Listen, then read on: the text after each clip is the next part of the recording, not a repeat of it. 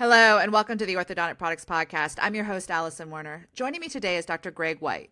Dr. White may be familiar to some of our readers as he was featured in our February 2023 cover story. Dr. White has been in practice for more than 25 years and is one of the founding partners of White, Greer, and Maggard Orthodontics, a pediatric and orthodontic group practice located in Lexington, Kentucky. More recently, he is the founder and president and CEO of PepperPointe Partnerships, an alternative to the DSO model for practices that are looking to self-consolidate. Dr. White, thank you for joining me.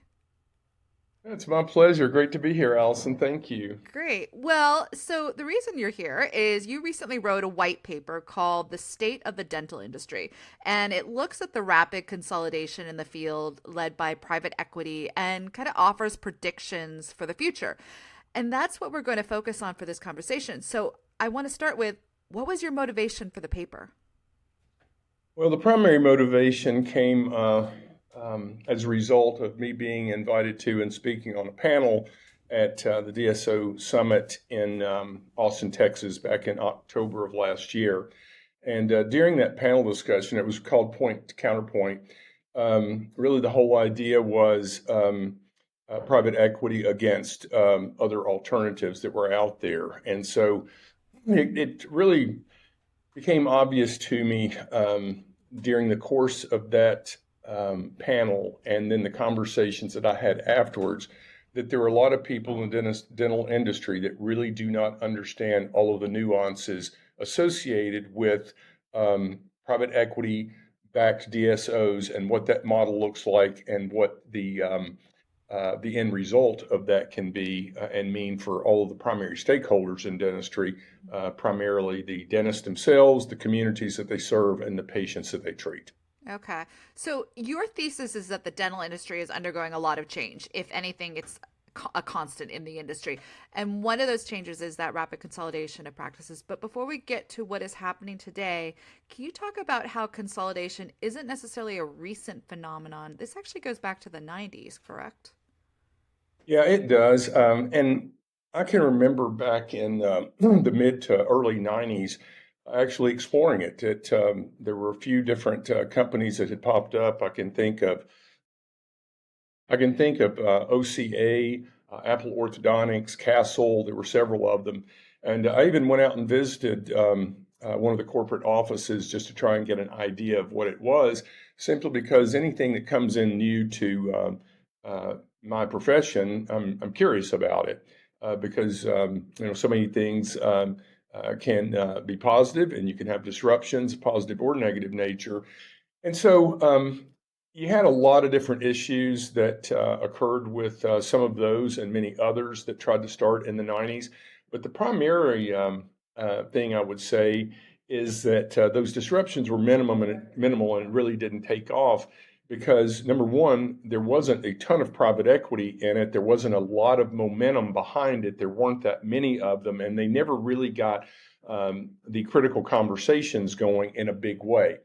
The second thing is uh, the dental profession in the early 90s really had not experienced many disruptions. It had been pretty much the same for years. I remember the biggest disruption that we saw was when Invisalign came out by Align Technology. That was the biggest change we'd seen in orthodontics, maybe since bonding materials to go from bands to brackets. And so people just did not see these disruptions as being uh, anything that they needed to take part of, or there wasn't a critical enough reason for them to make a change from the status quo. And so those pretty much kind of died out or went underground for a long time until the recession of 2008. Okay, so let's talk about that recession and how it changed the trajectory in terms of consolidation. Yeah, so there were several different things that came to bear at that time. When the recession hit in 2008, you saw a lot of discretionary income that went away. And you saw the top line of dental offices start to diminish, and you saw the bottom line start to diminish as well. So dentists are very conservative by nature, and when we run into economic downturns, we generally look immediately to the expense columns on our P&L, and we try to save ourselves to prosperity. So what we're not going to do is buy dental offices that are for sale. We're not likely to bring on associate doctors at that time. And we're likely to try and cut costs, such as marketing and other items, look for less expensive supplies in order to kind of hunker down and make our way through the downturn. So what had happened at that point was that you had the DSOs that had started, as we discussed, in the 90s, many of them. They had only gained about 2% market share up until 2008. But now all of a sudden you saw a dramatic seismic shift as a result of that recession and the doctors that were not buying practices and not expanding through associate recruitment. And so you had practices that were for sale that no doctors were buying, and you had dental students coming out of school that needed jobs.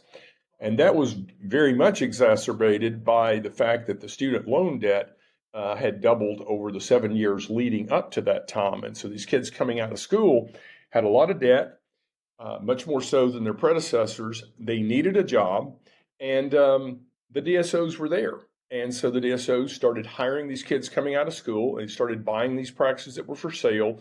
And you saw a growth from 2% to 13% of the overall dental market, general dentistry, being consolidated during those years from 2008 to 2013.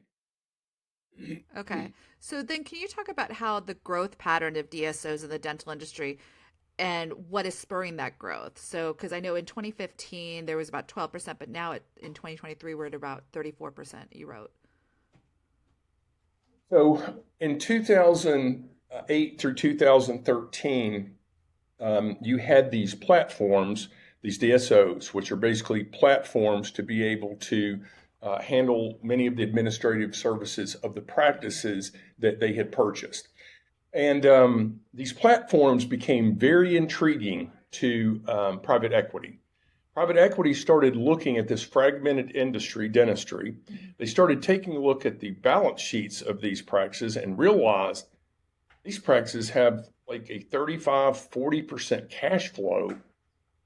Profit margins are enormous in there.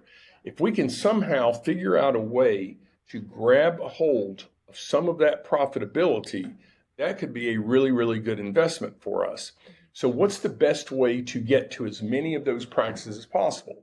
Well, the best way to do it is to invest in primarily majority interest in the DSOs that own the non-clinical assets of those practices, which is where all the monetary value is held. That's the furniture, fixtures, equipment, the names of the practices, the leases, the accounts receivable, the profits. If we can go in and buy majority interest in the company that is a platform for managing those and owns those assets, we can now pay a pretty good amount of money for that in order to be able to have a great little return on investment. So they started looking around, private equity started looking around because there was a lot of cash that certainly starting to come into the economy, and what do we do with it? And so PE went out to institutional investors or family funds or whatever, created the PE fund, and then went to these DSOs and said, hey, we would like to partner with you. And we're going to put this on a 3 to 5 year trajectory before we recapitalize, which means sell out to the next private equity group that then will take majority interest in the DSO. And so an example of that would be they would pay X number of dollars in order to get majority interest, and then the DSO with the backing of private equity, and private equity would usually arrange this for them, would arrange mezzanine loans and say, hey, listen, if we can get this money from you, we're going to invest it in buying additional dental practices here and expand this footprint greatly. And they're going to sell it to us because we're going to offer them a higher multiple than dental offices have traditionally sold for. So instead of the 3.5 multiple, they started offering 5x and 6x and beyond multiples of EBITDA in order to buy those practices, meaning buying the non-clinical assets out of those practices. And we can discuss the difference between clinical and non-clinical assets later. But we're going to buy those and offer them more money than that doctor would think they would ever get for their practice. But we're going to also put that doctor on an employment contract so that they're going to stay. We're not losing our provider. So that shifted the manner in which doctors retired, because in the past, doctors would generally bring an associate doctor in, associate for a while, could be 6 months, it could be 10 years.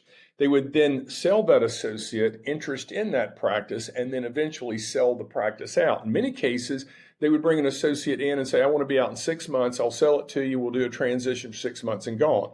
In this scenario, the doctor is now working for the practice in the DSO for a much smaller income, and they're doing it for a period of years, really hoping that the partial value of their practice that they rolled into stock is going to pay out at the next recap event. Okay, because I was going to ask you where stock plays into that, because you do mention it into the paper as kind of one of those cons to private equity funding this growth. Yeah, so what happens, and the best way, and I did this in the paper, I gave an example of a $2 million practice that has $1 million of profitability. So say you have an orthodontic practice that's $2 million in revenue, $1 million in expenses, and that doctor is taking home before taxes $1 million a year. DSO would come to that doctor and say, hey, listen, if you're willing to work for $300,000 a year, we'll sign a contract with you for 3 or 4 years. You get the same results that you're getting now or better. We're going to take that difference between that million that you used to make and the 300,000 that you're going to make as an employee of the company. And that's a $700,000 difference. We're going to take a 5 multiple of that 700,000 and say your practice is worth 3.5 million. We're going to give you $3 million in cash. We're going to give you $500,000 in stock. Be sure and go out and say some really good things about what you've done so that other people will do likewise. And when we have this recap event in 3 to 5 years, your 500,000 will grow to some unknown number. So what's interesting is that doctor has really given up $700,000 a year income for 4 years, which is $2.8 million, in order to get $3 million up front. So they really have just gotten a cash advance on the money on the profits they were going to take anyway. What's really interesting is about how the finances play out in that practice, though. The private equity company is the money that they put into buying the majority interest in the DSO is very rarely the money that actually goes to that doctor, that $3 million to pay them for their practice. That is that mezzanine loan. So the growth really started taking off when interest rates were low at 3%, because that doctor gave up $700,000 of income that now the DSO is getting in one form or another through managed service fees or profits or whatever for the $3 million. But they were only having to pay 3% and interest only on that mezzanine loan. So 3% on $3 million is only $90,000 a year. That doctor gave up $700,000 of income for that $3 million check, and the DSO is only having to debt service $90,000 of it. So that gives them $610,000 of profits in that practice to be able to use as managed service fees, distributions to the institutional investor, or profits for the DSO. And the doctors in total, all of the doctors combined in that DSO, usually own a very small percentage of the DSO. Okay. It's the it's the private equity company that usually has majority interest in it, and then the founders of the DSO have a piece of it. So most of the time you will find that it's around 18 to 24% of the entire DSO that's actually owned by the doctors themselves, and there could be hundreds of doctors and a handful of people in the PE and one investor. Oh, okay. Okay. So what is driving doctors to turn to DSOs today? That's a question I ask myself a lot. And I think I can only think of two reasons why anybody would take a 4-year cash advance, work the 4 years, and just give up their entire practice, the monetary assets of the practice and the value, uh, for some unknown number that they're going to get on this little piece of stock that they have in the DSO. So outside of not understanding basic math, or uh, they owe somebody money that they have to get to them fast. I can't think of a real legitimate reason, but if you ask me why I think they're doing it, is I think that presentation that is made by the salespeople within that DSO and the way that they present these huge numbers make it look so good that I think the doctors get married to that number and they hope that big payout occurs. Because what they would show, what I've seen shown is, um, they will show you the 3 million you're going to get in cash. They don't show you the 700,000 that you're going to lose each year over the next 4 years. They show you the 300 that you're going to make. So now they're adding 1.2 million to the 3, and then they're saying that 500,000 could be worth a 4 or 5 or 6 multiple. So now you're looking at this number and it looks like it's like $7 million for my practice, but you're only getting 3 and you're giving up 2.8 to get it. And I think they get so excited about that number. Now that ties into, they're also probably tired and fatigued. And they also probably haven't located an associate that's going to come in and buy them out. And so they finally, or maybe they've had a couple of associates that haven't worked out and they think this is the best option I'm ever going to have. And so why not? But the biggest problem that I see with that long term is that they're not just selling their practice, they're also selling all the future profits out of their practice. And therefore, the next doctor that replaces them when they do retire has been commoditized. They're going to come in at entry level and they're going to work at that entry level or what the least amount that can be paid for that doctor until that group sells it to the next group. And it really turns the dentist into the equivalent of what we've seen happen in pharmacy and medicine, where you don't have the corner drugstore, where the proprietor owns it and the business, but rather you have the third shift worker at Walgreens or Rite Aid or whatever. And that's, exactly where this is heading as this snowball continues to roll. Did you find any trends in terms of age or point in career in terms of who is interested in DSOs at this point, that option? Yeah, so it's changed. And you saw this change really starting to occur just before, but really accelerated by COVID. Most of that growth from about 20% to 32% of the consolidation of general dentistry, and from about 2% to 10 to 12% in ortho and pedo, occurred between the end of 19 and the end of 21. Okay. So that was greatly accelerated by COVID, as a lot of people just said, "Hey, I'm tired of this. I don't want to ever go through this alone again." And so, bring me the paperwork. I'm signing it. It was also exacerbated by this scare that when President Biden came in, that capital gains taxes were going to double, and this is your year. So every single year I've heard, this is a year to do it. This is a year to do it. And so they're still around every single year saying this is a year. But if you go back to where this really started gaining momentum, you saw more of the doctors were on the end of their career spectrum. Okay. This was their exit plan. I'm not going to find a doctor that's going out of school that's going to be able to afford this. They owe so much in student debt. They're basically coming out of school with the equivalent of a mortgage. They're not going to be able to take another mortgage to do this. They're certainly not going to be able to pay what these folks will pay. I'm going to be working the next 4 years anyway. I might as well just do this and retire. So that's what happened with those folks.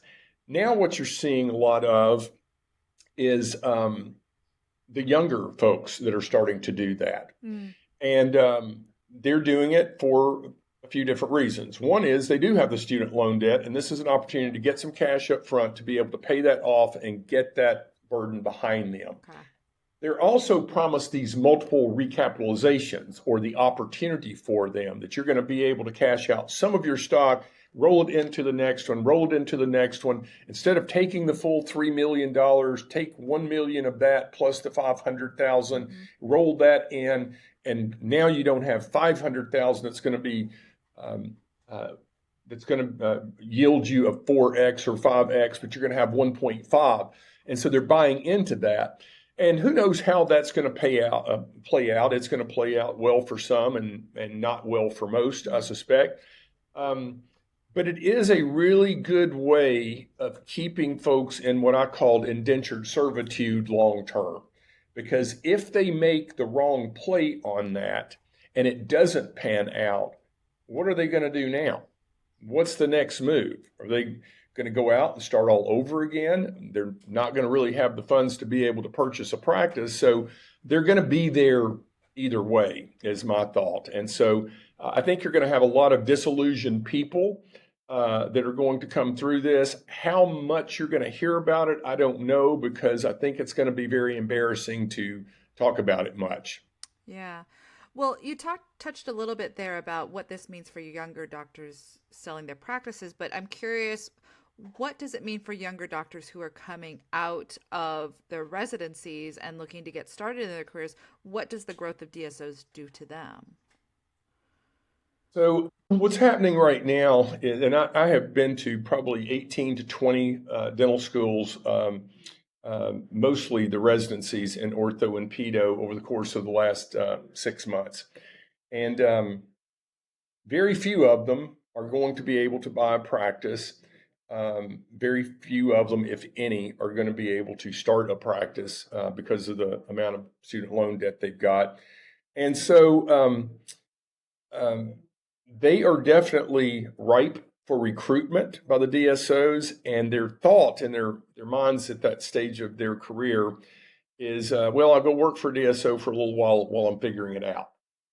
And I'm always really a little bit intrigued by that, because I talk to these residents and I talk about how much effort and energy and thought and planning and discipline it took for them to get from being one of many in their high school to being someone that got accepted into an ortho or pedo program. It takes a different type of person with a different type of discipline and a lot of planning. So I'm always very congratulatory of them for making that accomplishment, reaching that goal. But I'm equally a little bit perplexed by how little thought has gone into the next move, which is the one that's going to greatly impact their life, probably more so than any that they've made to that point. And that is, what next? Mm-hmm. What am I going to do? So I think they see that DSO as being kind of a mezzanine step when they graduate. And they also, I find that a lot of the residents, they have a different mindset than maybe I did 30, 35 years ago in what they're wanting out of life at this point. They seem to have a very distinct idea about where they want to live and what they want that to look like. A survey that I saw that was taken by Shannon Patterson of Benson Koppel about 5 years ago had roughly about 80% of all the ortho residents that year wanting to live in the same 6 states. Yeah. So I think that if you're coming out of school and your mindset is, I want to live in Dallas, Texas, you have a number of opportunities to go to work for DSOs in Dallas, Texas. And so that's the next step. The big question is, how do you get out of that and where do you go from there? Because if I'm getting out of school with $750,000 of student loan debt and I'm taking a job for a DSO in Dallas, Texas as an orthodontist for $300,000 a year, where do I go from there? It's not like I'm making enough money to be able to save up to buy a practice. Probably not going to be offered an opportunity to come in as an associate paying that much in a privately owned practice. And if I do take a little bit of a pay cut or go make a lateral move, what makes me think that doctor is going to sell that practice to me at a discount and not sell it to a DSO? And here I find myself working for a DSO again all of a Ah, sudden. okay. So I don't know that there are many ways out of that once you get into it because of the financial chasm between the student loan debt and the higher multiple that is being offered for valuable practices. So what you end up finding is some practices that the DSOs aren't interested in. They do not have much of an EBITDA. Maybe the doctor's taking home $300,000 a year, and so they don't want to buy his practice because there's no value in it. They're going to have to hire somebody for $300,000 to come in and replace this doctor, and there's no profit. So when will you pay anything for something that's yielding no profit? The same question I could ask: why would the resident go out of school and buy a practice that's only cash flowing $300,000 when they can go to work for a DSO for $300,000? So Yeah. you end up with these practices in the middle that nobody really wants. And so what do? And chances are they close down. Yeah. Or you have a very successful practice in a very rural area, 3 hours away from the nearest airport and an hour away from the nearest interstate. It might be cash flowing $1 million a year, but is completely worthless to the DSOs because they are not going to be able to get a doctor to replace them. So, you know, if that doctor is really young and they're willing to sign a long-term contract, then maybe they're interested. But if it's somebody looking to exit, they're probably not going to find a doctor to replace them. The DSO is probably not going to buy them for the very same reason. Okay. Well, I want to talk about what it means. You talked a little bit about this before, but what does it mean to be owned by a DSO? Who owns what? And who owns the practice and what do they own, basically? Yeah. So you'll very seldom ever hear a DSO talking about owning a practice. In fact, they're very proud of the fact that they don't own the practice. Okay. The doctor owns the practice and we partner with the doctor. This is a partnership. So I started digging into that and I thought, well, partnership sounds good. I've been a part of partnerships for many, many years. Great partnerships work out real well. I've been married to the same woman for 34 years, and that's a partnership, and I know exactly what it looks like. I was a part of a orthodontic group practice for a quarter of a century, and I know exactly what that partnership looks like. So in my mind, I'm thinking, okay, this is going to be exciting to see what this partnership looks like. So I looked at it and I said, okay, when you pay the money to the doctor, what are you buying and what are you not buying that creates this partnership? They said, well, we're not buying the practice. I said, all right, well, just define for me what exists in the practice after you partner with them. Well, the patients and the patient records. I said, okay, well, tell me what part of it that you own, either all or a majority of, when you pay that doctor the money to become a partner of theirs.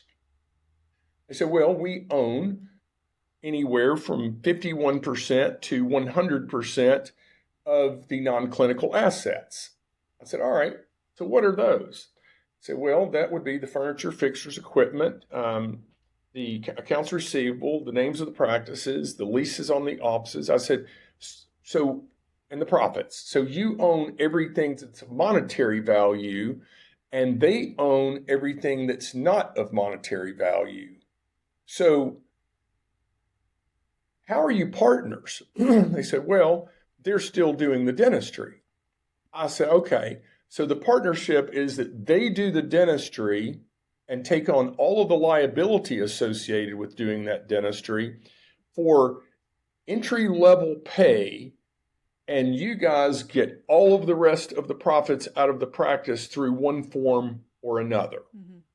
And that is what they mean by partnership. So what does that mean?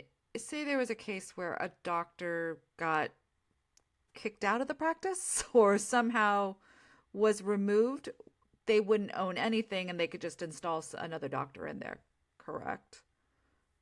Well, that doctor who's the partner, once they leave, they're not getting anything anyway, okay, except for whatever value they have in that stock okay, that they did not take in cash up front. Mm. And we just described that, there are literally DSOs out there that have well over 1,000 doctors, okay, Yeah. Mm-hmm. that are partners Yeah. by that definition that I just gave. Those 1,000 people are all splitting 20 to 25% of the money that comes into that DSO when they recapitalize. And that money, when I say that money, I mean after they pay off all of the debt of all of those doctors that they bought the practices from since the last recap. Okay. So you could get, let's say you have you have a large DSO, and they sell majority interest. The private equity company sells their 60%, for example, to the next private equity company, and they do it for $100 million. Okay, but let's say that since the last recap, there were $60 million that was borrowed in mezzanine loans that they've just been paying interest on out of what used to be the profits of all of those practices. So that debt gets paid off. So now you've got 40 million left.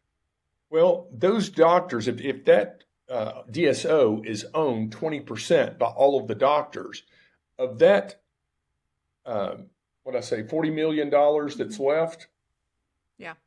only 8 million of it gets divided out among those doctors. All the rest of it either goes to the private equity company that has majority interest, or the administrative group and or the owners of the DSO itself, meaning the people that founded it and the people. You usually get a big carve out to the executive team. A lot of times that's 10% of the whole transaction. Yeah. That keeps them on to get to the next recap.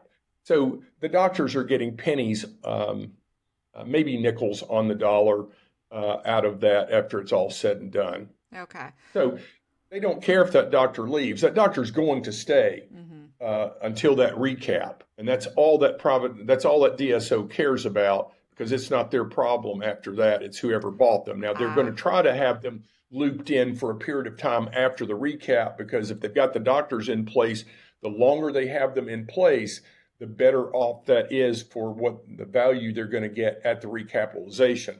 And what's happening with the younger doctors now is the younger doctors who have a growing practice and who are willing to take less cash up front, and within those documents it says that they can only cash out 20% of their stock at each recap. They know that they've got those doctors for about 20 years, and a lot of doctors are willing to sign onto that agreement because they know they're going to practice 20 years anyway, and they can get a higher multiple for that. So instead of a 5, they could be looking at a 9, 10. If you listen to the podcast on Group Dentistry Now that was late last year with Chip Finster from Large Practice Sales, he talks about double-digit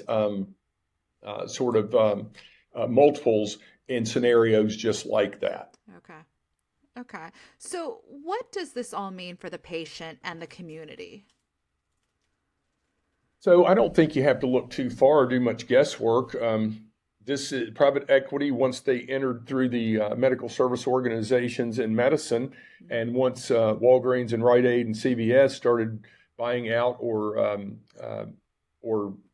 placing the local independents in such dire financial straits that they had to shut down, you get a real good sense of what it looks like. So even in the DSOs, you're seeing 30, 35% turnover rates in a lot of them, if not most of them. What does that do from continuity of care for a patient? So if I'm a doctor and I get out of school and I take a job for $300,000 a year, or $150,000 if I'm a general dentist or whatever, my commitment is the length of that contract. I've got no investment made in that. I've got no ties to it.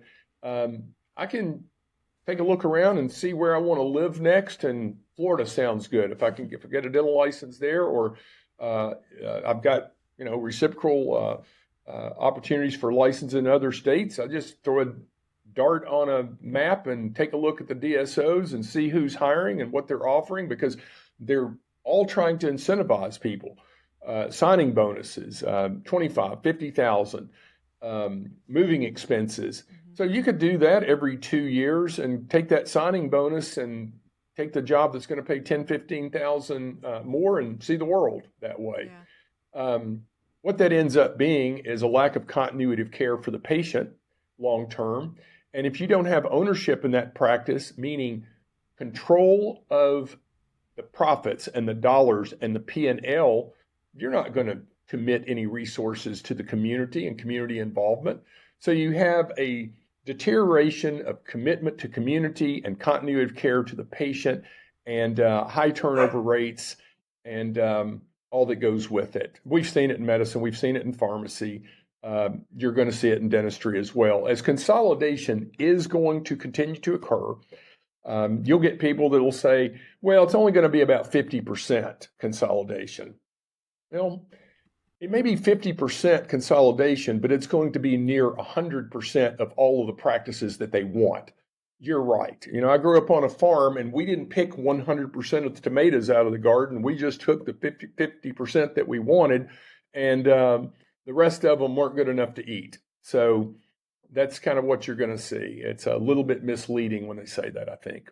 Okay, so what are the alternative practice models then to a DSO? What exists at this point? Because I know PepperPointe is one of those.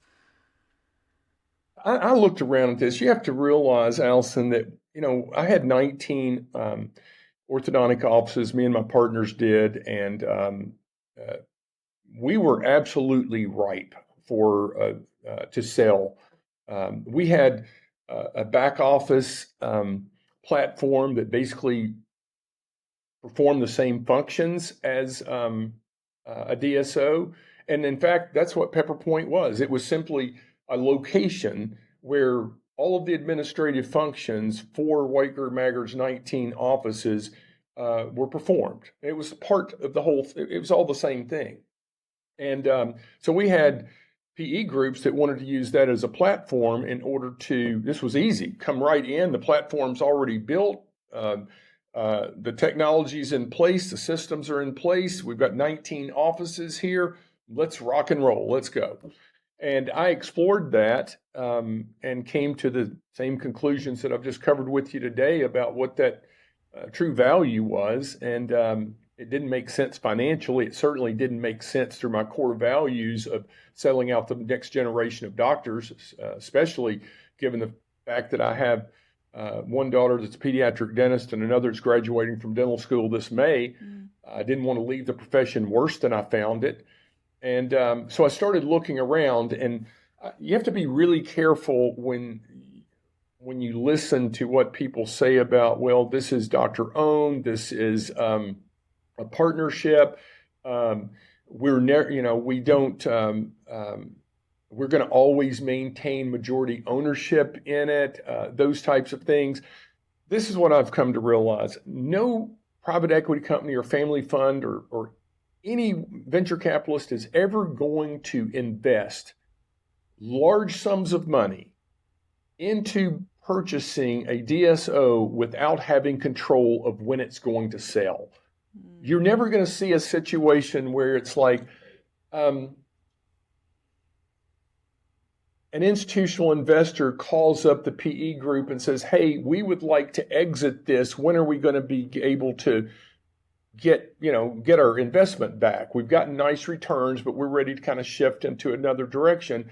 And the PE group says, let me get back to you. I need to go and ask the dentist when they're going to want to sell. That's never going to happen. Yeah.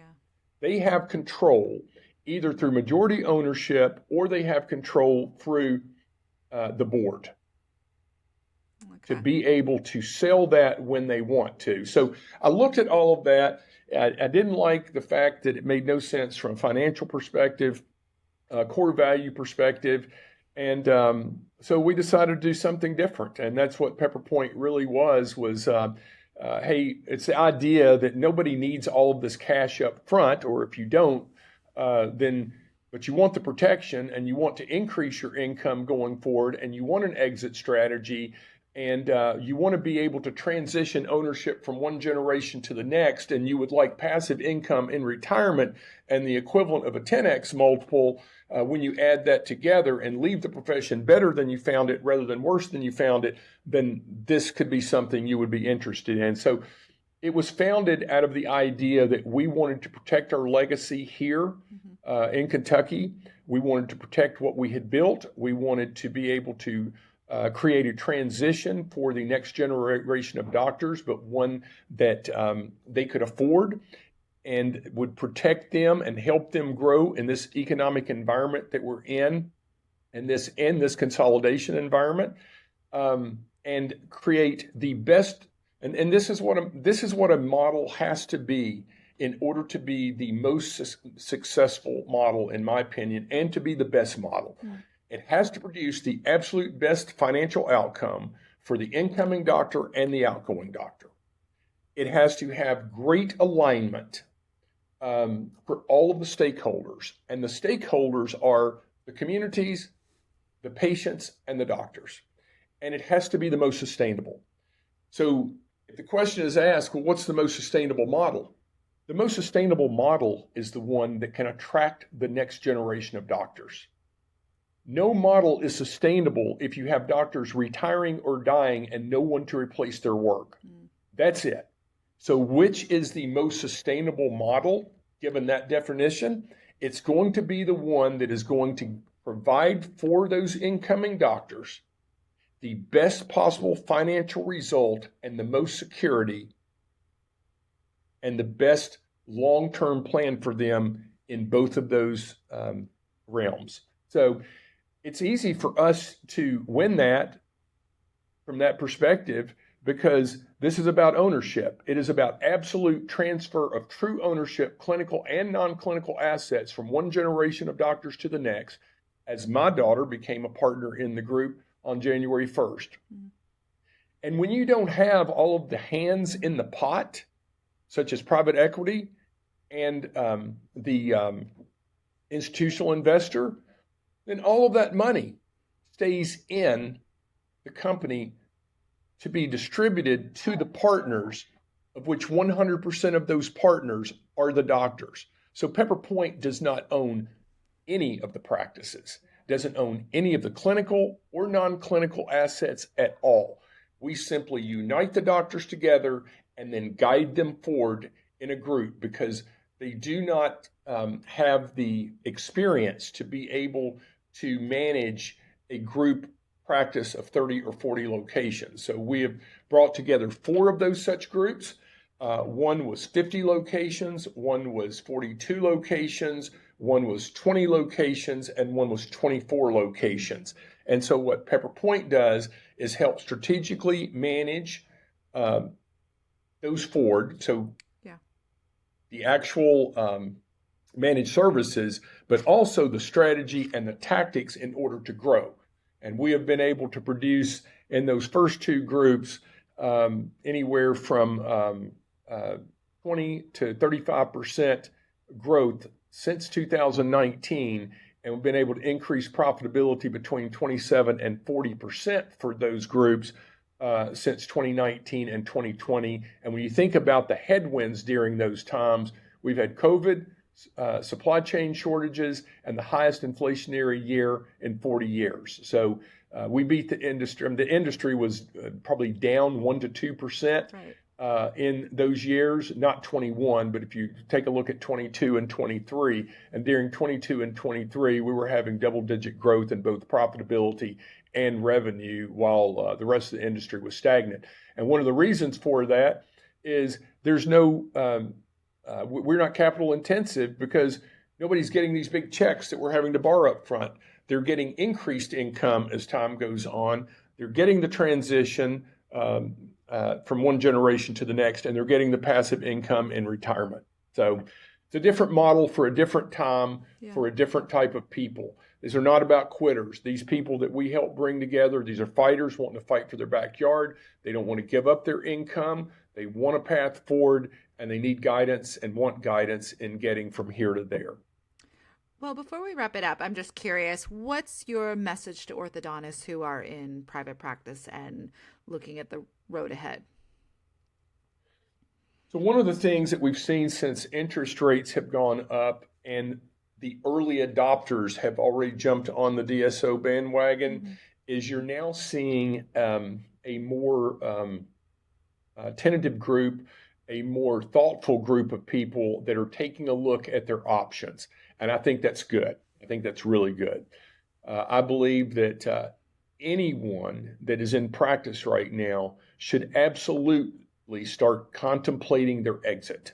Okay, whether it's 3 years from now or 30 years from now, they need to start thinking about what is that exit strategy, because I can tell you one that's not very good now, nor will it be, and that is the one that's worked for all of the years in the past. When the time comes, I hope I find somebody that's going to come in that wants to buy the practice and is willing to pay what it's worth. That is not going to work in the future. So Mm-hmm. there's going to need to be some strategic planning right now about what that exit strategy is going to look like. So you got to figure out, who are you going to team up with? Are you going to get together with some of the other folks in the area and team up in order to be able to combat the inflationary effects that are going to absolutely hit the independent doctor more than anyone else? As you're going to see the big supply companies and the vendors, they're not going to come out to the local doctor 5 years from now. They're going to go to the procurement specialist at the 100, 200, 300, 400 unit DSO. They're not going to go to they're going to move from a sales force to a service force, servicing large accounts, not selling to small practices. So that's going to be death by 1,000 paper cuts. Now, you can do it and you can go on forever. Practices that have been going for 20 years, you're not planning on retiring for 10 more, you're probably going to be fine because you've built a reputation. But you're going to be hit by this inflation, and you're going to be hit by the shift from sales to service. But still, you haven't figured out your exit strategy. What's it going to be? And so that was really what we were thinking when we brought that first group together. We want to know what that exit looks like. We want to know that it's the best financial outcome. We want to know that we can retire when we want to retire. So I think those are the questions that people need to be asking themselves. Which model is going to be best? Staying it alone, teaming up with a traditional private equity backed DSO, or something more innovative? Mm-hmm. All right. And do the homework. What I ask people all the time is they'll call and inquire, and I'll give them, 30 minutes, 40-minute overview of it. And then they might say, oh, okay, well, thanks a lot, appreciate it. And that may be enough for some, but for many, I wonder, are they doing that same thing? Or you'll put more time into deciding where you're going to go for dinner than you're willing to put in to how you're going to dispose of the biggest asset that you have created in your entire lifetime. So I would say, go in and engage with DSOs, engage with whomever you want to, us, anyone. Go through the process of truly understanding what it is, so that you will have an idea of what's on the menu out there, so that you can determine which one is going to get you where you want to go and allow you to exit in the way that you want to exit at the time that you want to exit. Great. Well, Dr. White, thank you so much for taking the time to expand on your paper and for fleshing out this topic and giving some really helpful advice for orthodontists as they look to the future. I really appreciate it. No, it's my pleasure. It's always great talking to you. And you can probably tell I'm pretty passionate about this. I care greatly about what happens to dentistry. It has meant so much to me and my family. And I want it to continue in its very best form possible, with great alignment for all those stakeholders. So thank you so much, and Great. you have a great day. Thanks. You too. As always, thank you for joining us. Be sure to subscribe to the Orthodontic Products podcast to keep up with the latest episodes, and be sure to check out orthodonticproductsonline.com to keep up with the latest industry news. Until next time, take care.